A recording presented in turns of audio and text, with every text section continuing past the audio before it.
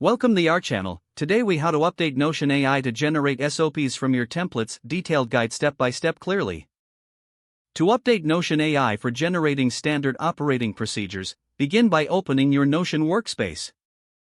Ensure you are logged into your account. Navigate to the left sidebar and find your templates section. Select the template you wish to update for SOP generation. Click on the three dots in the upper right corner of the template window. Choose the option labeled Edit.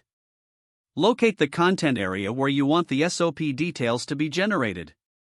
Add a prompt that clearly instructs Notion AI on the information needed for the SOP. Be specific about the format and structure you desire in the SOP. Once you have drafted your prompt, look for the Notion AI toggle. Make sure the Notion AI feature is enabled for the template. After enabling it, save your changes by clicking the Done button. Return to the main view of your template for a quick review. To test the updated features, click on the template again. In the content area, trigger Notion AI by using the designated command to generate your SOP. Review the generated SOP to ensure it meets your expectations. Make any necessary adjustments to the prompt for improved clarity or detail. Repeat this process with other templates as needed.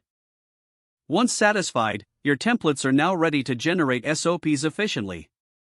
If the page does not load, refresh the browser or try again in a private or incognito window. Make sure you are using the correct email address, then retype it carefully to avoid small typos. If your password is not accepted, use the reset option and create a new strong password you can remember. Check your spam folder for verification or security emails, then complete any requested confirmation steps. Enable two-factor authentication if available to improve account security and reduce unauthorized access risk. After signing in, review your profile details so your contact information and settings are accurate and current. If you see an error message, note it down and try again after restarting your device and internet connection. Log out when you finish, especially on shared devices, to keep your account and payment information secure.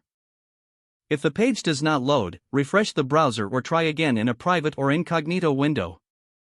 Make sure you are using the correct email address, then retype it carefully to avoid small typos. Don't forget to like this video and subscribe to our channel for more step-by-step tech guides.